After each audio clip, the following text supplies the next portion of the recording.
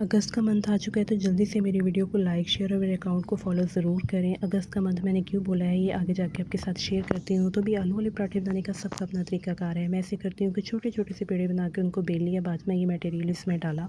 चलें जी, आलू वाले पराठे जो हैं वो मेरे रेडी हैं। और बहुत से घरों में आलू वाले पराठे जो हैं वो दही के साथ खाए जाते हैं और बहुत से घरों में इसको रायते के साथ लिया जाता है। तो जनाब हमारे घर में चाय के साथ सब बहुत शौक़ से खाते हैं। मेरे आलू वाले पराठे जो हैं बहुत बारीक, गोल और क्रिस्पी होते हैं। और अगर मैं अपनी छोटी सिस्टर की बात करूँ तो वो माशाल्लाह कुकिंग शेफ़ है, लेकिन जब वो आलू वाले पराठे बनाती है तो उसके आलू वाले पराठे के जो किनारे हैं वो मोटे मोटे होते हैं। और मेरी हमेशा उसके साथ इस बात पर बहस होती है कि आलू वाला पराठा बनाने के लिए पेड़े हमेशा छोटे छोटे से लेते हैं। तो भी आपके साथ मैंने अगस्त की बात इसलिए शेयर की थी क्योंकि प्राइवेट टीचर्स के स्कूल जाने का मंथ आ गया है। बहुत सी जगहों पर स्कूल्स ओपन हो गए हैं और बहुत सी जगहों पर अभी रहते हैं।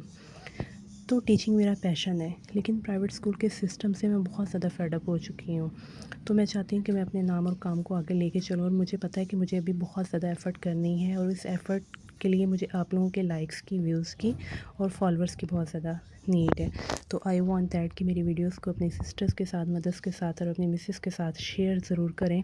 इंशाल्लाह उन्हें मेरी वीडियो से हेल्पफुल टिप ज़रूर मिलेगा। और अगर आपको वीडियो अच्छी लगी है तो वीडियो को लाइक, शेयर और रीपोस्ट ज़रूर करें, मुझे टैग करें, अच्छे अच्छे से कमेंट करें। और नेक्स्ट वीडियो तक के लिए अल्लाह हाफ़िज़। अपना बहुत ज़्यादा ख्याल रखिएगा।